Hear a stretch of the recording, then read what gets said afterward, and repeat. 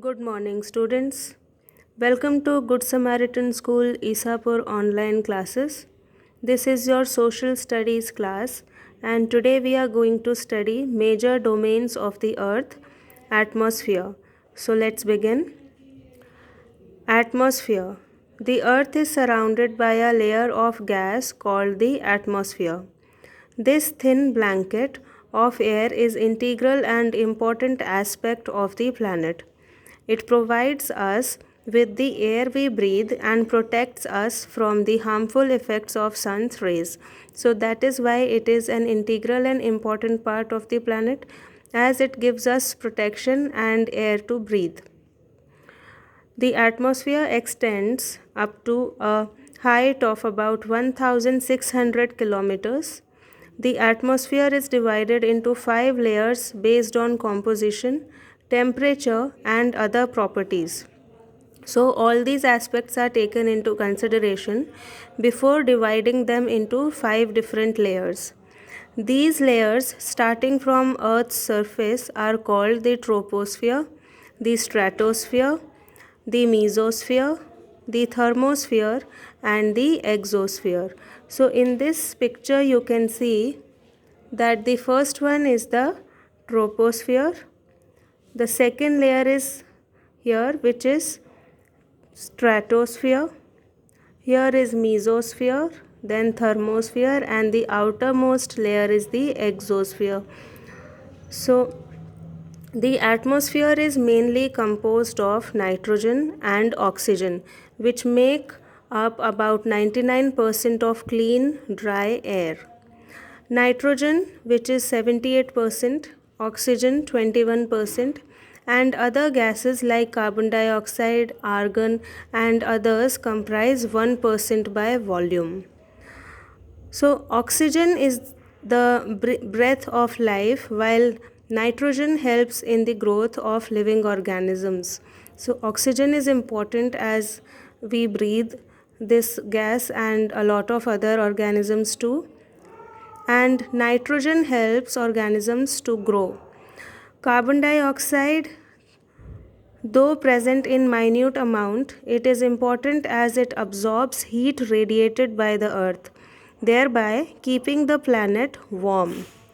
It is also essential for the growth of plants. So, now in this tabular column you can see here is the constituent of the air: nitrogen, oxygen, argon, carbon dioxide, neon, helium, crypto, xenon, and hydrogen. All these are there available in air, and this is the formula of these gases, and this is the percentage in which it is present, percentage by volume. So you can see, have a look at this as well. So nitrogen is present at 78%, oxygen 20.95. So this is its roundabout is 21%, argon is 0.93%, and all other gases you can see these are present in very little quantity, but they all comprise together as 1% by volume.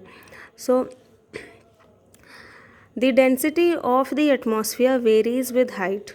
It is maximum at the sea level and decreases gradually as we go up. So in this particular diagram you can see in this picture that the density of atmosphere varies by height. It is given here in this one. So here under near the ground you can see there is high pressure. The density of the air is dense here. These blue dots are nothing but it denotes the density of the air. So the more dots represent that it is denser near the ground and it is low pressure air on top. So this is what it is saying here. Density of the atmosphere varies with height. It is maximum at the sea level and decreases gradually as we go up. The climbers experience problems in breathing due to the decrease in the density of air. They must carry oxygen cylinders with them to be able to breathe at high altitudes. So, here you can see when we reach up on top of a mountain, here the mountain climbers they experience altitude sickness. This is a situation which is experienced when we are at a really higher place above the sea level. So the amount of oxygen present here is less in air. That's why the mountain climbers, find it difficult to breathe here, and they should carry an oxygen cylinder. So here the oxygen level is given with respect to the altitude, the height. So at 30,000 you see that it is 32%. So, and at the nearest to the sea level it is 84%. So you can see that the oxygen level is decreasing as we go up. The temperature also decreases as we go upwards. So on top of a hill you can see that it is chill, and near the ground level it is not that chill as compared to the mountain top. The atmosphere exerts pressure on the earth. This varies from place to place. Some areas experience high pressure and some areas experience low pressure. So air pressure is you can see in this again. Look at all the atoms pressing down on the guy at the bottom of the mountain. So here this person is at the bottom of the mountain. So all these dots are pressing on to this person, and these are the atoms which are denoting that it has higher pressure, but on top it has lower pressure because less number of particles are there in the air. Now air moves from high pressure to low pressure. Moving air is known as wind. Now students, we are going to see biosphere, the domain of life. The biosphere is the narrow zone of contact between the land, water and air. It is in this zone that life that is unique to this planet exists. So because of the interaction between land, water and air, it is possible that life can exist, and therefore this zone is known as biosphere. The organisms in the biosphere may broadly be divided into the plant kingdom and the animal kingdom.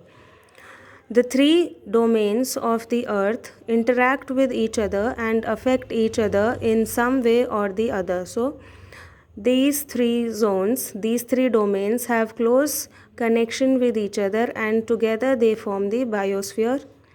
For example, cutting of forest for fulfilling our needs of wood or cleaning land for agriculture may lead to fast removal of soil from slopes because it will lead to soil erosion.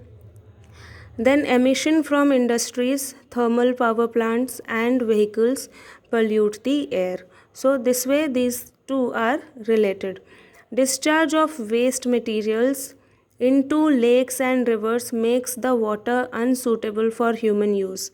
It also damages other life forms. So this is a human habit. We dispose the waste incorrectly into the lakes and rivers, and because of that it gets polluted, and all the life forms, those which are living in the water, they get disturbed because of it, and many of them die. So this way an activity which is happening on lithosphere on earth is affecting the hydrosphere.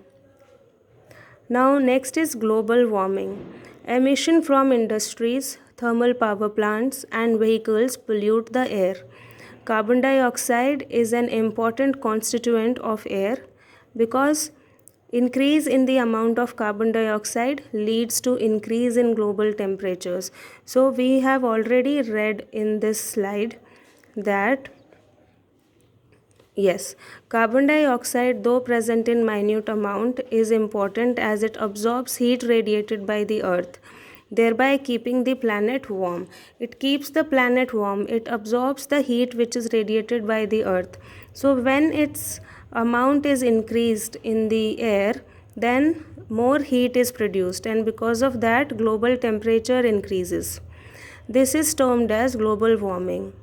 So what happens? The temperature has increased, so the glaciers, they start to melt. This is thus a need to limit There is thus a need to limit the use of resources of the earth to maintain the balance of nature between the domains of lithosphere, the atmosphere, and the hydrosphere. So this is why we should control the emission from industries, thermal power plants, and vehicles, and we should not let carbon dioxide amount increase in the air, leading to global warming.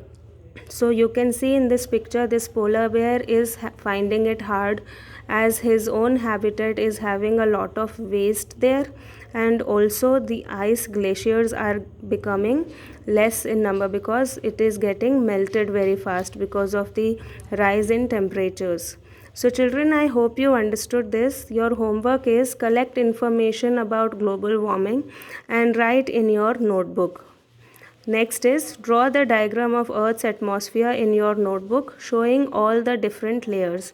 So you have to draw this picture in your notebook showing the different layers of the Earth's atmosphere. So I hope you understood this. We will meet again in the next class.